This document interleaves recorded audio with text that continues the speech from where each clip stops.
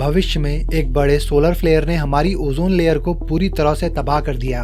पृथ्वी अब एक वेस्टलैंड बन चुकी है, रहने के काबिल नहीं। पूरी दुनिया में एक्सट्रीम मौसम हो रहे हैं और सूरज की अल्ट्रावायलेट रेज से बचने के लिए हर जीव को छाया में रहने की जरूरत है। फ्लेयर के 15 साल बाद इंजीनियर फिंच अपने रोबोट पार्टनर डुई के साथ सप्लाईज की तलाश में बाहर है। यूवी रेस से बचने के लिए उसने एक खास सूट पहना है जो उसकी पूरी बॉडी को प्रोटेक्ट करता है और रेडिएशन लेवल ज्यादा होने पर उसे वार्न करता है। फिंच हल्का सा गुनगुनाता है और अपने पार्टनर डुई के साथ एक स्टोर में घुसता है और जो कुछ भी मिलता है उठा लेता है, जिसमें डॉग फूड भी शामिल है। फर्श पर ढेर सारी लाशें पड़ी है लेकिन वो उसे नजरअंदाज कर देते हैं। काम खत्म होने के बाद फिंच उस बिल्डिंग पर निशान लगा देता है ताकि फ्यूचर में उसे पता रहे कि उसने इसे खाली कर दिया। इसके बाद फिंच एक ट्रक में बैठता है और अपने मैप का यूज करके रेगिस्तान बन चुके शहर से निकलता है। वहाँ कोई इंसान नहीं, इसीलिए फिंच बिना सोचे समझे ट्रक से कार को धक्का मारकर रास्ता बना लेता है। अचानक फिंच का सूट उसे एक बड़े तूफान के आने की चेतावनी देता है, तो वो जितना तेज हो सके वहाँ से निकलने की कोशिश करता है। बहुत सारी कार से टकराने के बाद वो शहर से ठीक समय पर भागने में सक्षम होता है। जल्द ही वो अपनी अंडरग्राउंड लेबोरेटरी में पहुंच जाता है, जो कभी वो स्पेस कंपनी हुआ करती थी जहां वो काम करता था।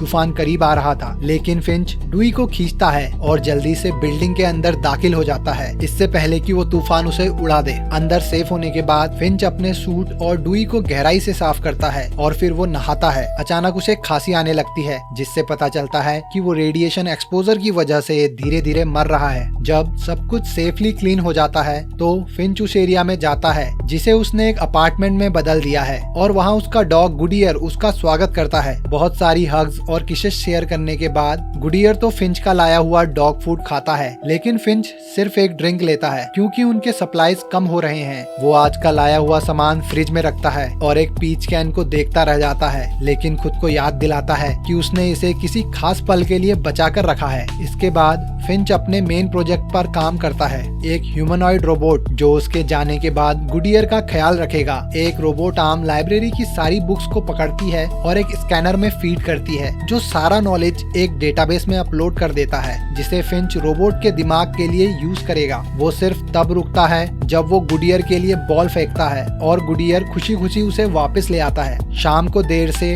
फिंच रेडिएशन के बारे में एक बुक पढ़ता है और तब उसे रियलाइज होता है कि उसके पास कितना कम समय बचा है। ये सब सोचकर वो परेशान हो जाता है। सोने की बजाय वो रोबोट को जल्दी से खत्म करने के लिए काम जारी रखता है, इससे पहले कि बहुत देर हो जाए। सिर का काम लगभग पूरा हो चुका है लेकिन आंखें मिसिंग है, तो वो डुई की आंखें निकाल लेता है और वादा करता है कि बाद में उसे रिप्लेस कर देगा। जब वो रोबोट को एक्टिवेट करता है तो वो बोलने के काबिल नहीं होता, लेकिन फिंच के सवाल पूछने पर हामी भर सकता है। फिंच बहुत एक्साइटेड हो जाता है और तुरंत स्पीच इश्यू ठीक करने पर काम करता है, जिसके बाद रोबोट फाइनली बोल पड़ता है और ये सुनकर गुडियर उस पर भौंकता है। रोबोट अपना नाम जेफ चुनता है और ये साबित करता है कि उसे फिंच की स्कैन की हुई किताबों से बहुत सारे रैंडम फैक्ट्स पता है, लेकिन उसे फिंच द्वारा प्रोग्राम किए गए डायरेक्टिव्स का पालन भी करना होता है, जैसे कि इंसानों को नुकसान न पहुंचाना। सबसे इम्पोर्टेंट है चौथा डायरेक्टिव जो कहता है कि फिंच के जाने के बाद उसे गुडियर की रक्षा करनी है। अचानक बिल्डिंग की पावर चली जाती है। फिंच को विंड टरबाइन को फिर से चलाने के लिए बाहर जाना पड़ता है, जबकि जेफ गुडियर के साथ बात करने की कोशिश करता है, लेकिन गुडियर उसके पैरों में पेशाब कर देता है। उसी वक्त फिंच को पता चलता है कि एक बहुत बड़ा तूफान करीब आ रहा है, तो वो जल्दी से अंदर दौड़ता है और जेफ को वेदर स्टेशन से कनेक्ट करता है। पता चलता है कि अगले 24 घंटों में 4 अलग अलग तूफान आएंगे और टकराकर एक सुपर स्टॉर्म में बदल जाएंगे जो लगभग 40 दिन तक रहेगा। इतनी बड़ी डिजास्टर में बचना इम्पॉसिबल है, इसीलिए फिंच डिसाइड करता है कि उन्हें जितना जल्दी हो सके निकलना होगा। फाइनली अपने पीच कैन को खाते हुए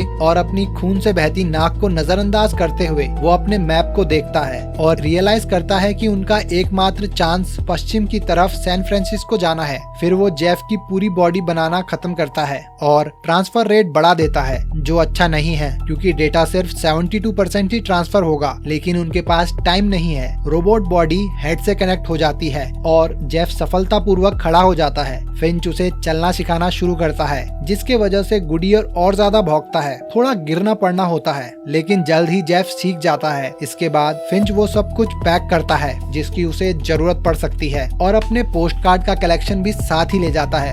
डुई चीजों से टकराता रहता है, तो फिंच उसे सिक्योरिटी कैमरा यूज करके नई आंखें दे देता है। फिर ये ग्रुप एक आरवी में बैठता है और फाइनली निकल जाता है। सफर के दौरान वो देखते हैं कि उनके आसपास की हर जगह अब एक रेगिस्तान है और फिंच उन्हें वाइल्ड फ्लावर और बीज के दिनों के बारे में बताता है। जेफ के सिर के अंदर एक लूज पीस है, इसलिए जब वो फाइनली एक शहर पहुंचते हैं तो फिंच उसे रिपेयर करने के लिए रुकता है। जब फिंच काम कर रहा होता है तो जेफ पोस्ट कार्ड कलेक्शन देखता है और नोटिस करता है कि फिंच एक सैन फ्रांसिस्को वाला पोस्ट कार्ड को एक खास जगह रखता है जो उसके चाचा ने भेजा था। जेफ को सिडनी वाला पोस्ट कार्ड पसंद आता है और वो वहाँ जाना चाहता है, लेकिन क्योंकि वो बहुत दूर है तो वो गोल्डन गेट देखने के लिए एक्साइटेड होने को मान जाता है। रिपेयर के बाद फिंच अनाउंस करता है कि वो सप्लाईज ढूंढने बाहर जाएगा और डुई मायूस हो जाता है जब उसे पता चलता है कि फिंच इस बार जेफ को साथ ले जाएगा। जब वो सड़क पर चल रहे होते हैं, फिंच जेफ को स्कैवेंजिंग के सारे बेसिक सिखाता है और आखिर में उन्हें एक मूवी थिएटर मिलता है। दरवाजा चेन से बंद है, लेकिन लकीली जेफ इतना ताकतवर है कि वो दरवाजे को खींचकर निकाल देता है। अंदर जेफ पहली बार खुद को शीशे में देखकर हैरान रह जाता है और फिंच को पॉपकॉर्न का एक बैग मिलने पर खुशी होती है। वो उसे बाहर लाता है और खोलकर जेफ को दिखाता है कि सूरज इतना तेज है कि वो सारे कॉर्न्स को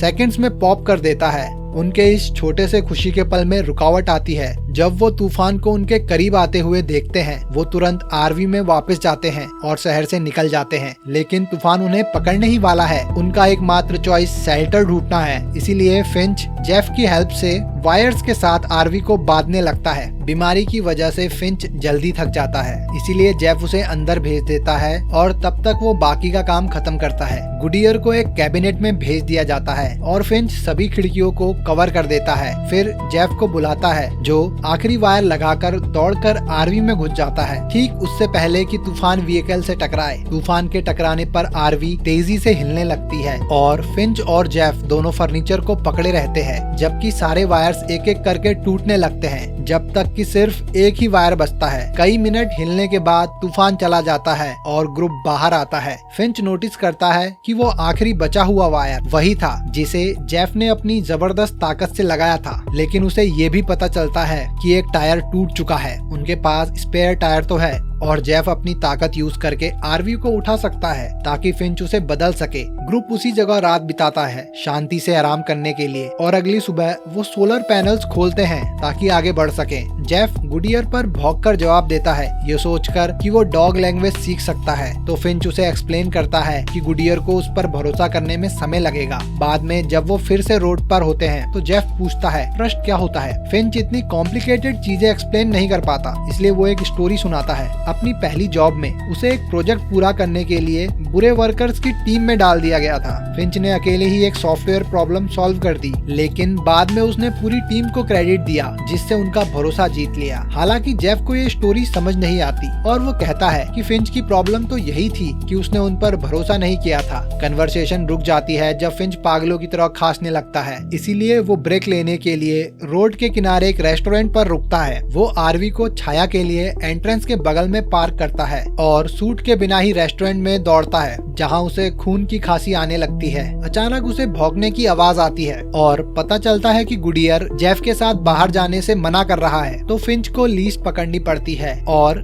जेफ को आरवी की हिफाजत करने को कहकर डॉग को अपने साथ रेस्टोरेंट लाना पड़ता है। जब फिंच गुडियर के साथ प्यार भरे पल बिताने की कोशिश कर रहा है तो दूसरी तरफ जेफ आरवी चलाना सीखने की कोशिश करता है। वो कुछ म्यूजिक चलाने में कामयाब हो जाता है और फिर वो आरवी को चलाने की कोशिश करता है और गलती से एक कार को टक्कर मार देता है। फिंच ये नोटिस करता है और बाहर दौड़ता है, तो गुडियर भी उसका पीछा करता है और लगभग सूरज के नीचे आ जाता है। लकीली फिंच उसे ठीक समय पर रोक लेता है। फिर फिंच जेफ को उसकी हरकतों के लिए डांटता है और उसे आरवी को वापस लाने को कहता है, लेकिन जेफ उसको रेस्टोरेंट के कॉलम से टकरा देता है। गुस्से में फिंच अपने हाथ कुछ सेकंड के लिए सूरज की रोशनी में रखता है, ये साबित करने के लिए कि वो कितना बुरा जलाता है। वो जेफ पर चिल्लाता भी है, उसे बड़ा होने को कहता है और याद दिलाता है उसकी प्रायोरिटी गुडियर का ख्याल रखना है। रोड पर वापस आने के बाद फिंच नोटिस करता है कि जेफ उदास और शांत है, तो वो उसे एक मौका देने का फैसला करता है और उसे ढंग से ड्राइव करना सिखाता है। शुरू में जेफ काफी अनाड़ी होता है और कुछ पत्थरों की बनावटों से टकराता है, लेकिन जल्द ही वो सीख जाता है और कॉन्फिडेंस से ड्राइव करता है। जब रात होती है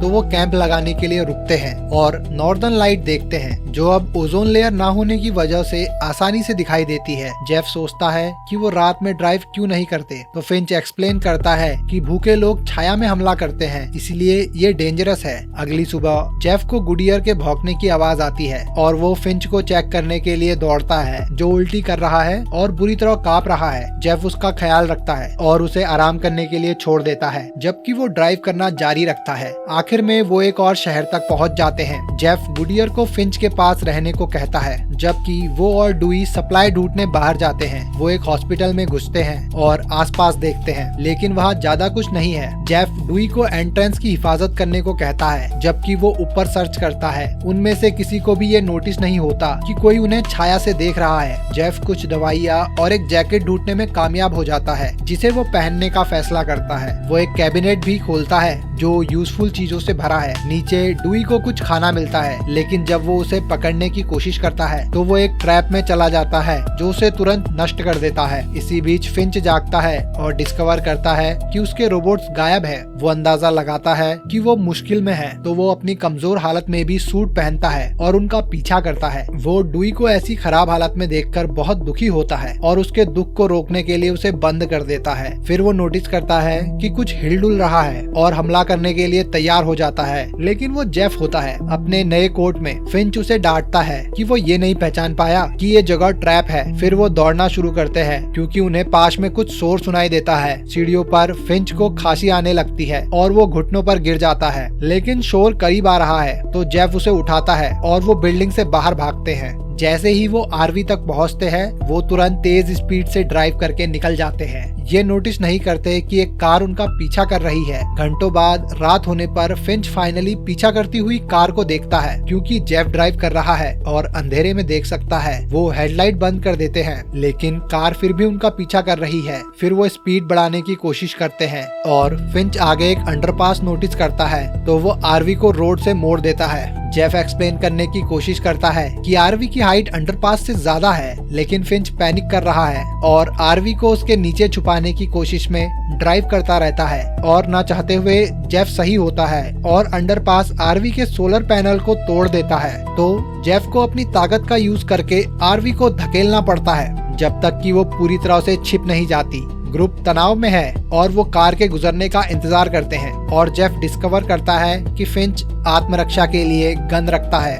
और फाइनली कार चली जाती है और फिंच नुकसान देखने के लिए बाहर आता है और इसके लिए खुद को दोष देता है। फिंच इसे रिपेयर नहीं कर सकता, इसीलिए उसे यकीन है कि वो सैन फ्रांसिस्को नहीं पहुंच पाएगा। और जब जेफ उसे तसल्ली देने की कोशिश करता है तो फिंच गुस्सा हो जाता है और उस पर चिल्लाता है। जेफ हार नहीं मानता और आरवी में फिंच का पीछा करता है, उसे बताने के लिए कि वो उस पर भरोसा करता है। तो फिंच जवाब में एक कहानी सुनाता है। सोलर फ्लेयर होने के बाद लोग बस बचना सीख रहे थे। फिंच एक सुपरमार्केट में घुसा था और उसे सिर्फ नूडल्स का एक बैग मिला था, लेकिन जल्द ही उसने एक माँ और बेटी को सामान से भरी ट्रॉली के साथ देखा। लड़की के हाथ में एक गन थी और माँ उसे बार बार याद दिला रही थी कि अगर वो किसी को देखे तो गोली मार दे। गोली लगने के डर से फिंच छिपा रहा।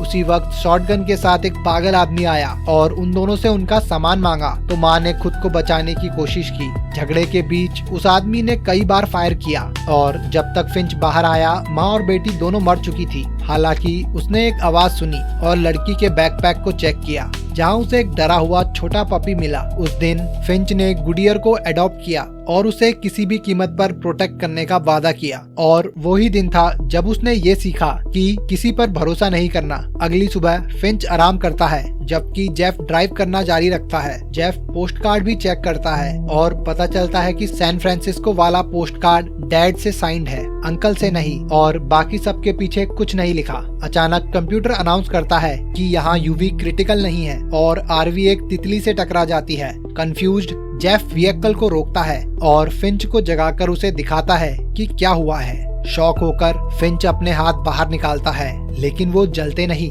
वो तुरंत बाहर आता है और एक्साइटेडली फिर से सूरज की गर्मी का मजा लेता है। वो और तितलियां और पास में एक फूल देखकर हैरान भी होता है। घंटों बाद जब वो सफर जारी रखता है तो उस एरिया में बहुत सारे पौधे उगे हुए दिखते हैं जश्न मनाने के लिए फिंच अपना अच्छा सूट पहनता है और आरवी रोककर सूरज के नीचे पिकनिक करता है। जेफ कन्फेस करता है कि कल रात उसने ब्रिज पर उस ग्रुप को देखा था, जिससे फिंच एक्साइटेड हो जाता है क्योंकि इसका मतलब है कि जेफ सपने देख रहा है। फिर जेफ फिंच से पूछता है कि उसने पोस्ट कार्ड के बारे में झूठ क्यों बोला, तो फिंच एक नई कहानी सुनाता है। जब वो बच्चा था उसकी माँ ने उसे बताया था कि उसके पिता के खून में वाइकिंग ब्लड है, और फिंच जेफ को एक वाइकिंग फ्यूनरल की तस्वीर दिखाता है। उसके पिता फिंच के पैदा होने से पहले ही चले गए थे क्योंकि वो एक इंजीनियर थे जो ब्रिज बनाते थे और कॉन्ट्रैक्ट के लिए बहुत ट्रैवल करते थे। फिंच का उनसे कभी कोई कांटेक्ट नहीं हो पाया जब तक कि उसके 15th बर्थडे पर उसे अचानक पोस्ट कार्ड नहीं मिला। उसके पिता ने लिखा था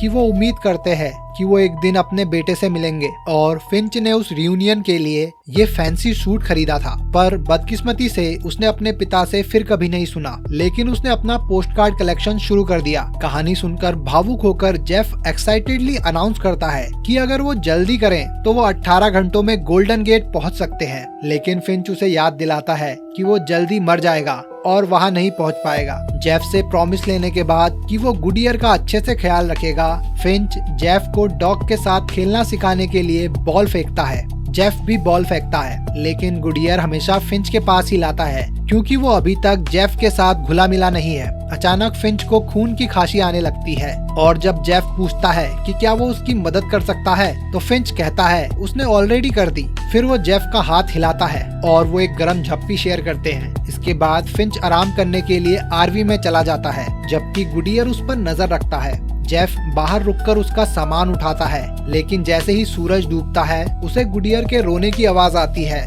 और वो जान जाता है कि फिंच आखिरकार गुजर चुका है।